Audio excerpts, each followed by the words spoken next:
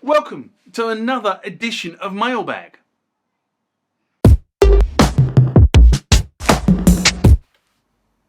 Now, Mailbag is a feature of the channel where I discuss questions and comments that you guys leave on my channel. Some of them I can answer, some of them I can't, and some of the comments I feel should be shared with you. But right now, into the first Mailbag item of this session. Remember, like, comment, subscribe to the channel. Go over to Instagram and follow me there. Go over to Facebook, follow me there. That's where the normal notices are. And consider becoming a Patreon.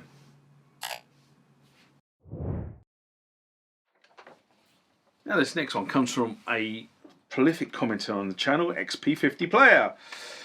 Hey, how you doing?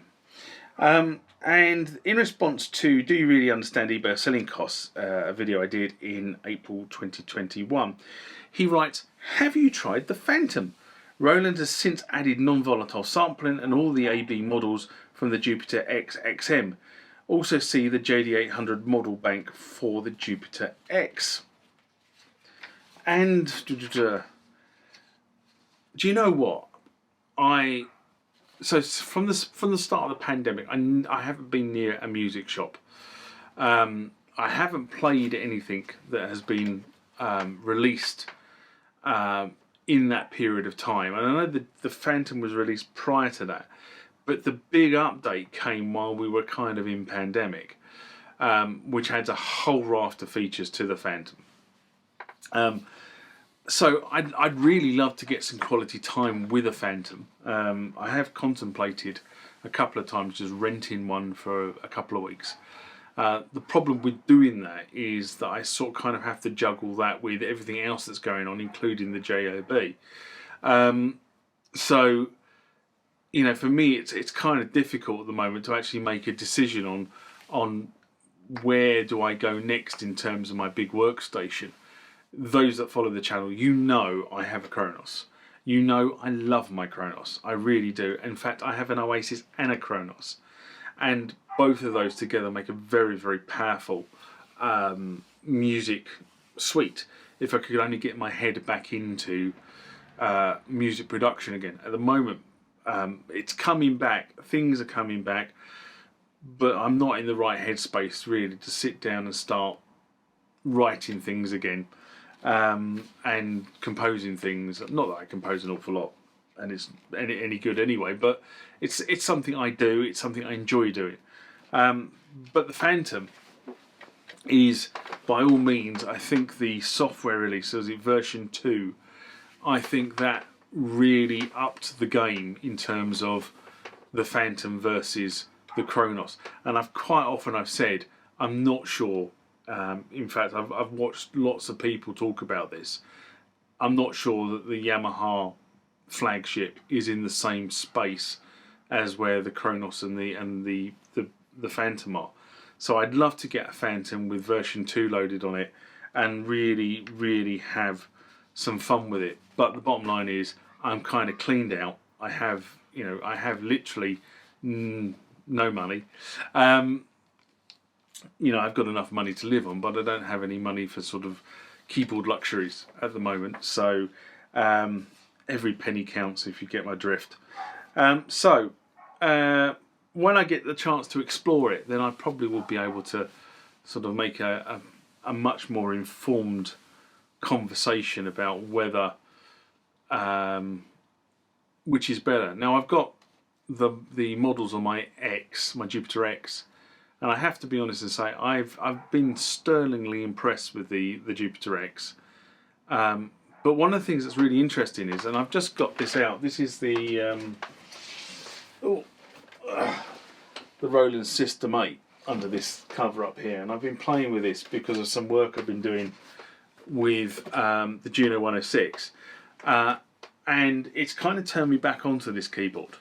I have to be honest and say, and the X. In terms of the quality of the sound, not the quality of the keyboard build, but the quality of the sound between this and the X are really quite superb, I have to be honest.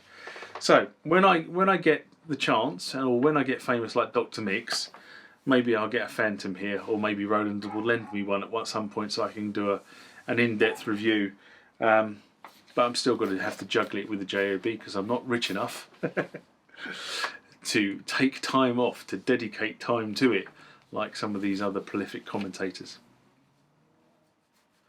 Okay, next one comes from Sean Curran, and this is the pile of questions that you guys have left me, and it comes in response to my MAV8 is not working with my door, and what memory is in the SY85 videos that were done in April 2021. And Sean's written a bit of an essay, so I'm going to have to read this. Sorry, Sean.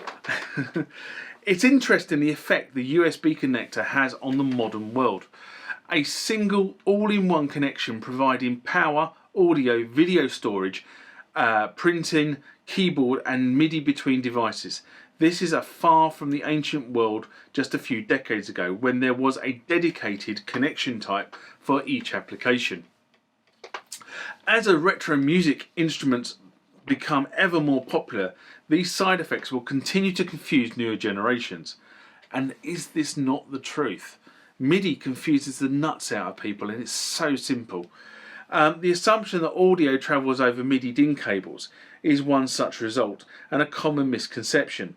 The problem only exists with electronic instruments, as a beginner violinist would have no problem using a 340-year-old Stradivarius violin. A new guitarist would not be confused by a 50-year-old Fender guitar. A young drummer would not find any of the technology on a 100-year-old drum, 100-year-old Rogers kit foreign compared with today's standards. However, electronic musicians often struggle with technology only 10 to 20 years old. It's not the musician or the a generation issue, but rather speed of innovation. Electronic instrument innovation happens every 3 to 5 years, whereas the violin hasn't changed in some 400 years. During the same span of time, there would be 100 new developments in electronic instruments, none of which are compatible with the last. And that is a really interesting point to make. You know, you need to keep backwards compatibility in this. I see it in the software industry all the time, in that if you can't upgrade to the newer version of something, if it doesn't run the stuff that ran on the older version of something, it has to be backwards compatible. And we kind of lose this in the musical world because we don't challenge the manufacturers enough to ensure this backwards compatibility between keyboards, software, whatever it happens to be. I see this only getting worse as newer and new generations join the industry as professionals and hobbyists. That's why YouTube communities like the Music Tech Guy UK, thank you Sean, is so valuable. Thanks for introducing the community to older technologies and helping us better understand how to integrate into modern music studios. Salute. Well, Sean, thank you for the shout out and the recommendation. That is what I intended for the Music Tech Guy UK channel to be, is a channel where this sort of stuff can be discussed. I kind of see it as more interactive than a forum, and also I get to police it in a better way than the forum does, where you get some real numpties on forums just going off at tangents.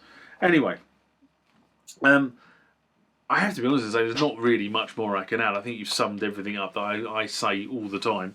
But I will say thank you, Sean, for the continued support for the channel.